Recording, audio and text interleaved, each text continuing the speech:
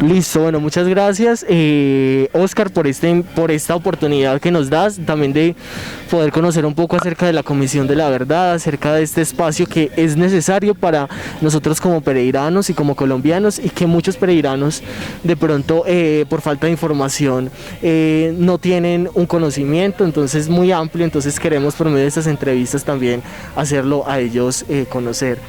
Entonces, primero que todo, queríamos saber desde toda la formación que usted ha recibido, sabemos que usted es antropólogo, tiene una maestría en territorio, conflicto y cultura, tiene muchos estudios relacionados con esta tarea que está llevando a cabo. Entonces queríamos saber cómo se une esa pasión que usted lleva en su vocación con estos procesos que está desarrollando en la Comisión de la Verdad. Bueno, no, muchas gracias pues, por el espacio. No, yo creo que hay hay una vocación que uno va construyendo en su experiencia, en su formación. Efectivamente, ya hace bastante tiempo, algunos años he venido como trabajando temas de conflicto, temas de violencia, de dinámicas armadas. Y bueno, digamos que en ese mismo sentido creo que finalmente la construcción de la academia siempre va muy anclada a la realidad social.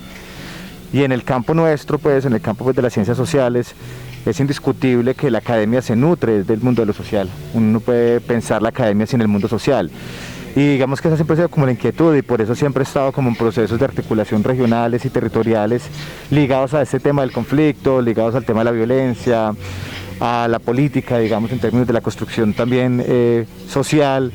Entonces creo que finalmente tiene que ir de la mano. Creo que ese universo social y ese universo político y el universo académico siempre tienen que ir acompañados y ser, digamos, que parte de ese proceso. Ahí, digamos que yo llego a la comisión, llego hace 2 años a la comisión y buscando como desde la experiencia un poco, desde algunos elementos en los cuales he venido como trabajando en la región, identificar qué factores pueden ayudar a comprender el conflicto armado para una región que poco ha hablado del tema. Entonces digamos que en ese sentido fue con mi llegada a la comisión, y digamos que así nace también un poco este camino que ya estamos pues ya a punto de culminar. Muchas gracias, Oscar. Otra cuestión que queremos conocer por medio de esta entrevista es ¿qué es la Comisión de la Verdad y cuál es su trascendencia en el panorama nacional y panorama regional que tenemos en este momento? ¿Qué puntos acoge la Comisión de la Verdad o cuál es el propósito fundamental de la Comisión de la Verdad y por qué es importante que las personas conozcan cuál es su propósito?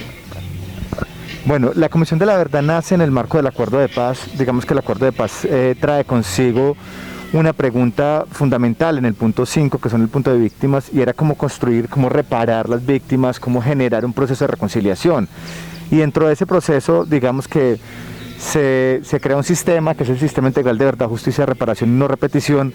Ese sistema lo componen 3 entidades, y las 3 entidades buscan trabajar en términos de cómo construir mecanismos de confianza, de reconciliación, pero que también construir mecanismos de construcción de verdad para el país. Digamos, dentro de esas 3 instancias se crea la Unidad de Búsqueda de Personas Desaparecidas, que es una entidad encargada solamente de hacer procesos de búsqueda de desaparecidos en el marco del conflicto.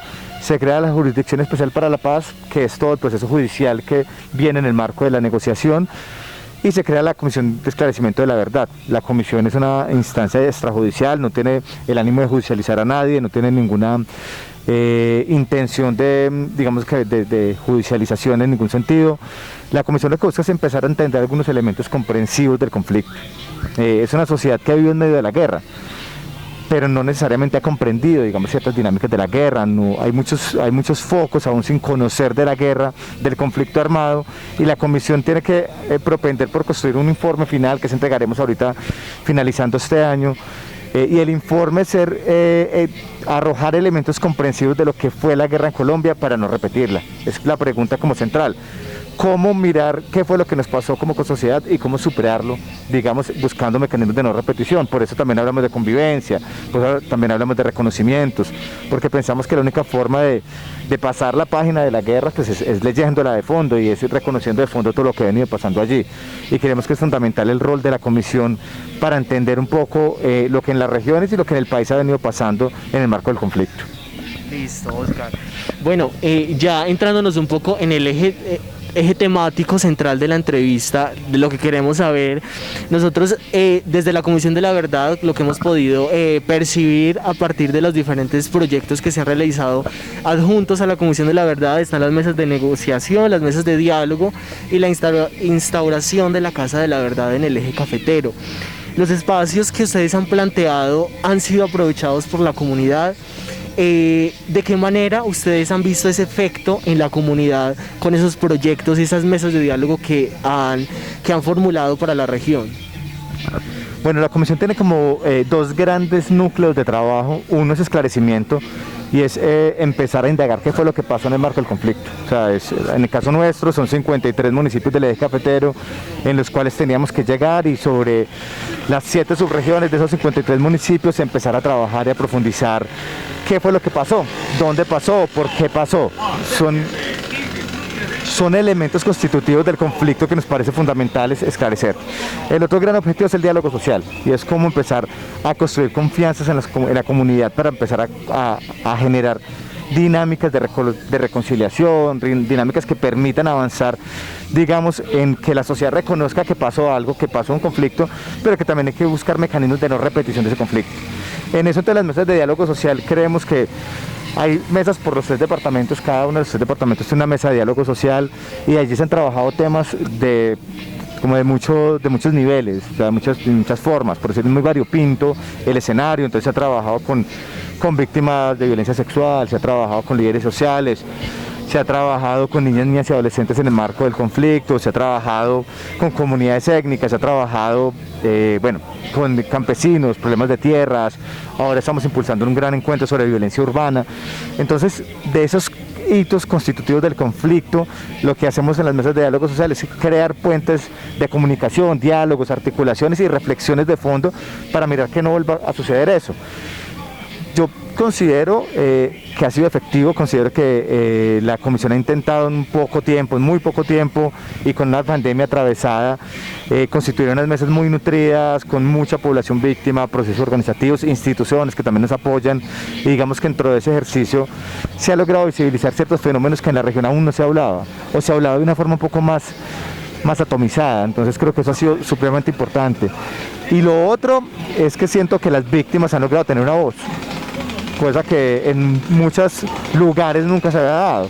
O sea, acá en el eje cafetero existen muchos colectivos de víctimas y muchas víctimas que ni siquiera están organizadas, que finalmente encontraron en la comisión un mecanismo y una forma de expresarse, de decirlo, de llegar, digamos, a contar sus relatos.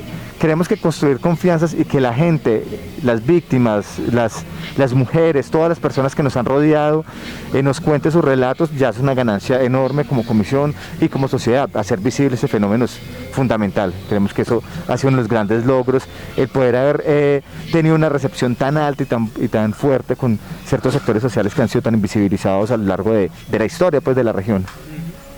Listo, Oscar. Bueno, siguiendo como esa línea, con esas preguntas que estábamos hablando acerca de las mesas de diálogo, ese efecto que han tenido y que, como lo dices, tienen un efecto que realmente se ve, que no es un efecto que va a pasar en el tiempo, sino que se va a quedar ahí, que la idea es que no se vuelvan a repetir esos momentos de violencia y esos panoramas tan difíciles para el país y para la región en específico. Teniendo eso en cuenta, también estabas hablando acerca de unas estrategias que han creado para crear como esa cobertura en diferentes segmentos de la sociedad, en los jóvenes, en las personas que han sido golpeadas por la violencia, en esa construcción de la paz. ¿Qué estrategias han sido creadas para esa integración, ese seguimiento y la participación de las víctimas en la Comisión de la Verdad de manera más específica? Bueno, digamos que lo primero que nosotros hicimos y que entendimos como comisión era que era necesario ir hasta el territorio, digamos hasta muchas de las zonas apartadas de las cabeceras urbanas, por decirlo así. El conflicto se presentó en el eje cafetero. El eje cafetero es una región realmente grande y muy diversa. Las formas del conflicto son muy diversas. Lo que entendimos era que necesario ir directamente a ciertos espacios en los cuales no se habían hecho procesos de escucha. Entonces logramos hacer ese ejercicio de esclarecimiento a través de testimonios individuales y a través de testimonios colectivos, generando espacios de diálogo digamos que en esos territorios en los cuales empezábamos a identificar cuáles son los factores que constituyeron el conflicto allí. Eso creo que es fundamental, y eso fue como un primer ejercicio. Luego de eso ya hemos constituido ciertos otros escenarios, digamos que de interacción. Hay algo que se denominan las mesas de diálogo social, que son, como lo mencionaba ahora, son espacios en los cuales convergen por departamento organizaciones, víctimas, entidades, trabajando en pro y digamos que en función de mirar algunos elementos constitutivos del conflicto y cómo superarlos. Entonces, digamos, dentro de esas mesas de diálogo social se han desarrollado foros, conversatorios, actividades, jornadas de reconocimiento, jornadas simbólicas de acción de visibilización sobre el fenómeno. Hemos intentado siempre pensar que hacer visible el diálogo tiene que ver con hacer visible todo lo que se hay que esclarecer, efectivamente, pero también hacer visible en la sociedad de muchas formas todo lo que está haciendo la comisión. Entonces, digamos que en ese sentido se está trabajando en colegios, por ejemplo, con semilleros de investigación o semilleros de trabajo. Se trabajó en las universidades, con cátedras, se trabajó en las comunidades, en espacios como estos, en los cuales vamos directamente a la comunidad a generar espacios de pedagogía y espacios, digamos, de reflexión. Y hemos trabajado, digamos, de muchas formas, porque finalmente tenemos que diversificar mucho esa escucha y hacerlo lo más plural posible. Eso es lo que hemos intentado hacer acá a nivel regional. Esa misma línea, ¿ustedes han percibido una migración de víctimas del conflicto armado en el eje cafetero de otras regiones? Sabemos que hay regiones que han tenido un alto índice de víctimas y de afectación propia del conflicto armado. ¿Ustedes han percibido que en el eje cafetero hay una alta migración de personas de otras regiones que han llegado por desplazamiento forzoso, por amenazas, han llegado a esta región de pronto a resguardarse y han encontrado en la comisión de pronto esa ayuda para poder ellos salir adelante? ¿Han percibido eso? Digamos que lo real, digamos que lo que uno podría empezar a mirar en términos inclusive estadísticos es que si hay una migración, como en todo el país, hay un desplazamiento interno en el país que hace que las víctimas se muevan y, digamos, finalmente busquen oportunidades. Uno, cuando escucha los relatos de las víctimas que se desplazan, son víctimas que han tenido que transitar por muchos lugares. O sea, yo no creo que exista un lugar en Colombia en el cual uno sienta que hay una buena recepción de las víctimas o que tengan políticas de recepción claras. Por eso migran tanto, por eso están acá, mañana viajan a Bogotá, a Cali, no sé, buscan oportunidades por todos lados. Eso hay que identificarlo, efectivamente acá se ha generado un proceso de llegada de muchas víctimas. Sin embargo, lo que a nosotros nos llama la atención es que hay un proceso, digamos, de victimización de fenómenos violentos en la región, que son mucho más invisibles, y son todas las víctimas que ni siquiera han logrado, o no se han logrado, no se han ido de la región, están en la región. Digamos que uno encuentra, por ejemplo, en las mesas de víctimas, gente que viene de afuera en procesos de victimización, pero mucha gente de las mismas municipios, de los mismos territorios. Entonces creo que nos parece muy importante también poner ese foco en las víctimas propias, porque acá es como si no hubiera pasado nada en el marco del conflicto. Luego uno va y recorre comunidades enteras, identifica altos niveles de victimización, formas, actores armados. El eje cafetero tuvo presencia de muchos actores armados a lo largo de su historia, tuvo picos de violencia muy elevados. Entonces las formas de victimización acá en el eje cafetero son muy altas y lamentablemente es una zona que ha invisibilizado mucho su conflicto, por eso como que apenas las víctimas empiezan a salir. Pero lo que uno encuentra, nosotros siempre utilizamos como la metáfora de la caja de Pandora. Uno abrió como la caja de Pandora del conflicto acá en el eje cafetero y lo que salieron fueron muchas cosas, más de lo que imaginábamos. Como que estaba muy retenido allí, o sea, como que estaba muy guardado cuando salieron y víctimas de todo tipo, en todas las regiones, y es muy complejo porque la comisión intenta llegar y escuchar de manera muy amplia muchos espacios, pero no, efectivamente con el tiempo del mandato no fue suficiente y pues tocará seguir como trazando nuevas alternativas para escuchar a las víctimas y ampliar todo ese tipo de relatos.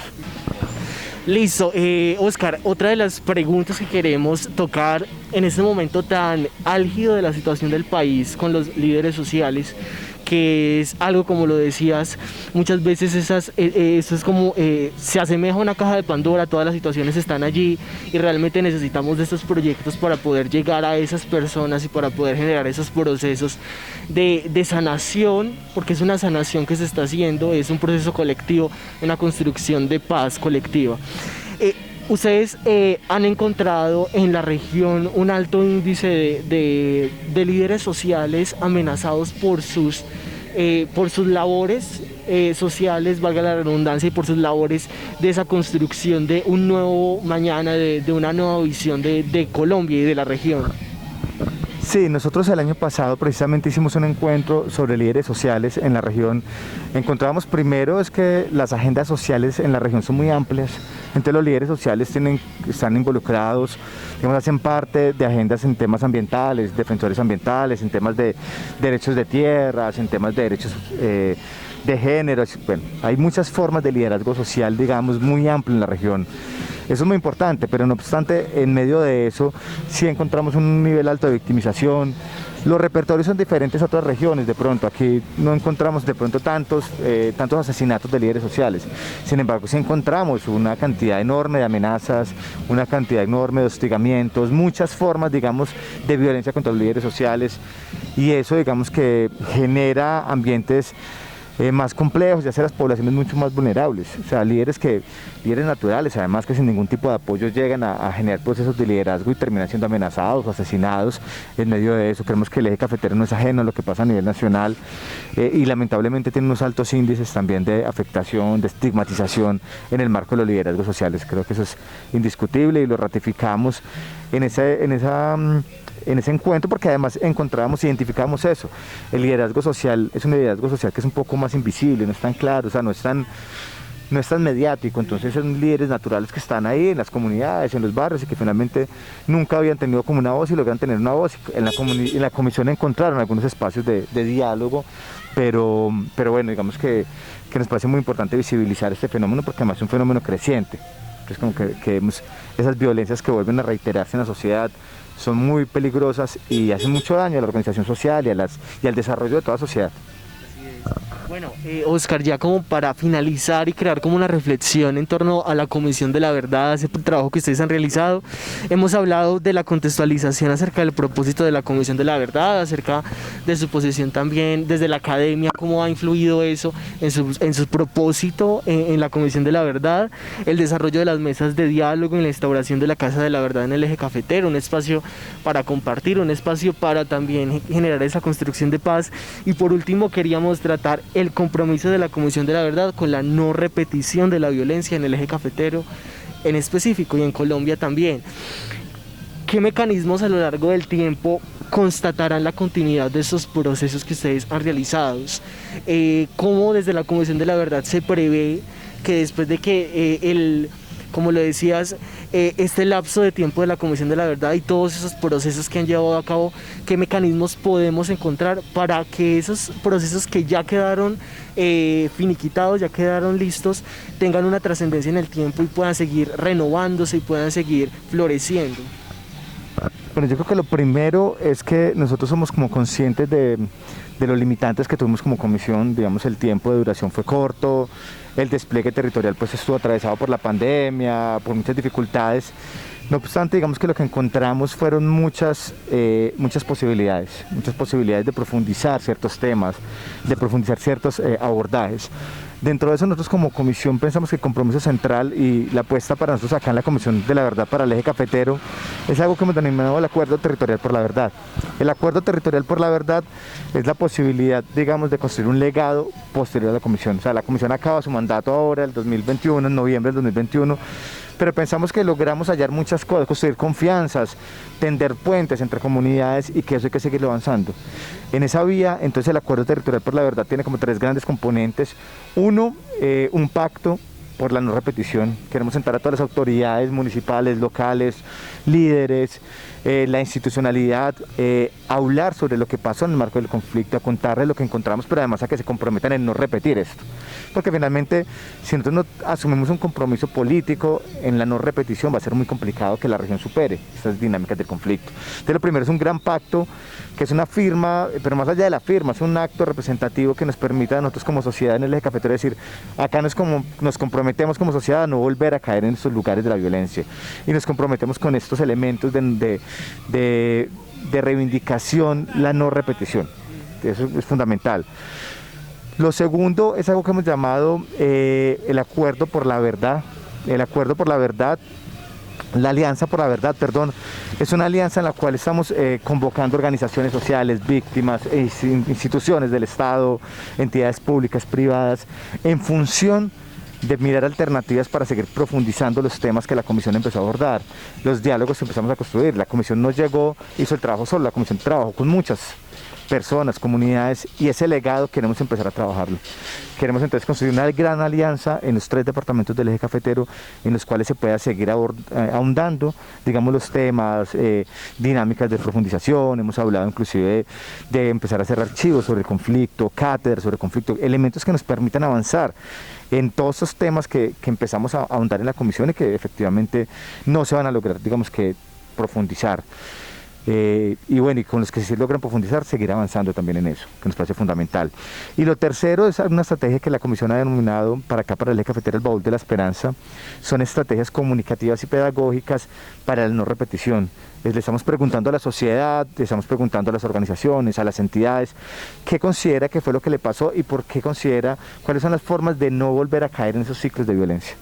Entonces el baúl de la esperanza es una estrategia pedagógica, comunicativa, es una estrategia que llevamos a los colegios, que llevamos a las universidades, que llevamos a la calle, porque finalmente la estrategia en la cual le podemos decir a la gente, aquí pasó, digamos que aquí hubo una guerra, y es un drama la guerra, y no podemos volver a naturalizar eso, tenemos que empezar a mirar formas de no repetir esa guerra. Entonces el baúl de la esperanza es como una gran apuesta en la cual vamos a tener como un micrositio pues, digital, con lo cual la gente vamos a empezar a sistematizar todas las propuestas que la gente nos hace de no repetición del conflicto, y darle la voz también a las víctimas y a muchas personas en función de qué proponen a la sociedad para no volver a caer en esos ciclos de la guerra.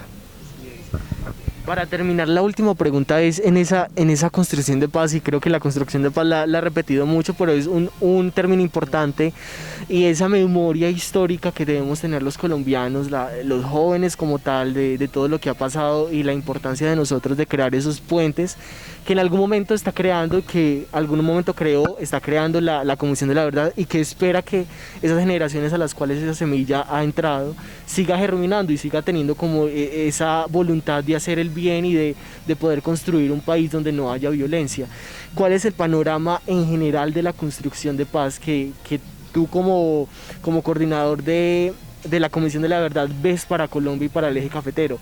¿Cómo ves esa construcción de la paz en lo que resta de trascendencia, y en lo que resta, digámoslo, por ejemplo, tocando temas como la poca memoria histórica que de pronto hay en muchos jóvenes del entorno colombiano? Entonces, ¿cómo podemos, o cuál es el panorama que ves para la construcción de paz en Colombia?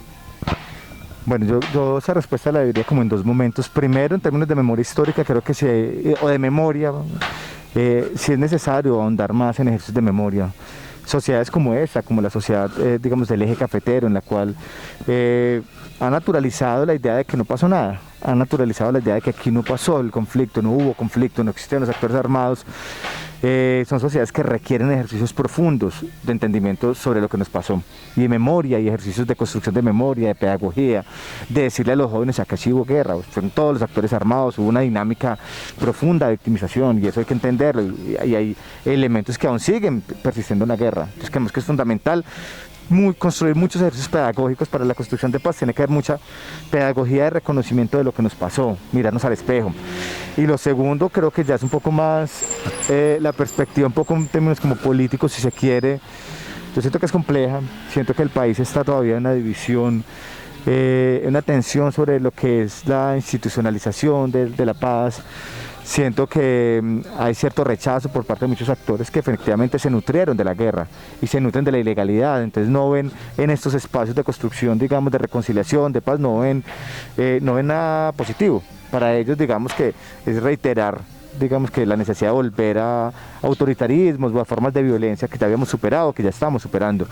Yo creo que es complejo, sin embargo pienso que están dando cambios generacionales, que se están dando algunos cambios en algunas administraciones, en algunos núcleos sociales, en la academia, en el mundo social, en el mundo comunitario, en el cual uno siente que ya la disputa por la verdad es una disputa que se empieza a dar.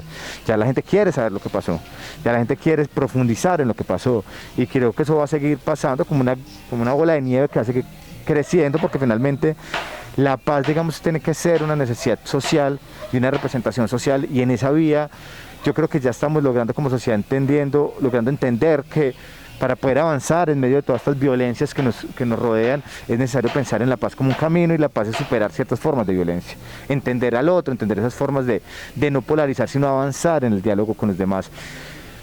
Yo soy optimista en el tema y espero que finalmente este ejercicio, tanto de la comisión como los demás ejercicios que desarrollan las entidades que trabajan en pro de la paz en el país, avancen y puedan seguir avanzando y puedan seguir aportando a la reconstrucción, digamos, de una sociedad que aún no logra digerir de fondo lo que fue el conflicto, y que es necesario hacerlo para poder seguir avanzando y pensar, digamos, en nuevas formas, digamos, de hacer, de construir sociedad. Creo que eso es fundamental. La última pregunta es: ¿cómo en este lapso de tiempo que todavía queda de la Comisión de la Verdad en el Eje Cafetero, cómo las personas, los jóvenes, pueden participar y pueden hacer de pronto de este espacio, como lo decía Oscar, un baúl, un recuerdo y una memoria que les permita a ellos conocer que esta historia no se debe volver a repetir? Entonces, ¿cómo pueden los jóvenes y con las personas de cualquier segmento de edad pueden hacer parte de estos procesos? Bueno, nosotros como Comisión de la Verdad tenemos diferentes escenarios en los cuales estamos trabajando. Uno son las mesas de diálogo social, que es un primer espacio. Tenemos otros espacios como incidencia, un proyecto de pedagogía en colegios.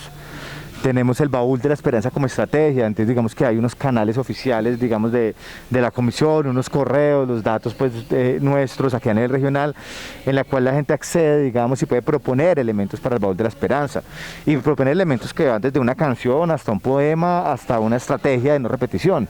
O sea, digamos que para no repetir la guerra hay que entender muchas dinámicas de esa guerra, y creo que las propuestas van en esa vía. Entonces, el baúl de la esperanza es una estrategia totalmente abierta. Nosotros como comisión, mientras tengamos el equipo acá territorial, digamos que estamos dispuestos a escuchar y aceptar y a dialogar. El Eje Cafetero son muchas diversidades también, y en esas diversidades hemos logrado consolidar espacios, digamos, de interacción muy importantes. Ahora estamos haciendo estos ejercicios en los barrios, por ejemplo, que son ejercicios como visibilización, diálogo y expresión artísticas en el marco de la necesidad de construir sobre paz y dialogar públicamente sobre paz. Tenemos dentro de poco un encuentro, un diálogo de no repetición sobre violencia urbana, en el cual queremos dialogar con víctimas, con actores sociales, con actores armados, con excombatientes, con mucha gente sobre la idea de lo que es la construcción de la necesidad de la no repetición de la violencia urbana, o de no caer en más dinámicas de violencia urbana. Entonces, digamos que son múltiples los escenarios que venimos como impulsando, pero lo que normalmente le decimos a la gente es que por favor nos escriban a nuestros correos, y desde allí empezar como a tener una comunicación, o a los teléfonos de la comisión, y ahí tener una comunicación más directa. Tenemos como personas, pues estamos intentando tener presencia permanentemente en los 3 departamentos y atender los requerimientos de los 3 departamentos, porque nos parece que es fundamental, y en esa vía hay múltiples propuestas que se pueden articular allí. Listo, Oscar, muchas gracias por este espacio. De verdad que es bueno conocer un espacio como estos de mano de uno de sus coordinadores, y también tener la importancia y construir ese pensamiento de que es importante continuar, y que aunque ese lapso queda un lapso de tiempo entre comillas corto, pero que podamos generar esos espacios. Entonces, muchas gracias y gracias por regalarnos la entrevista.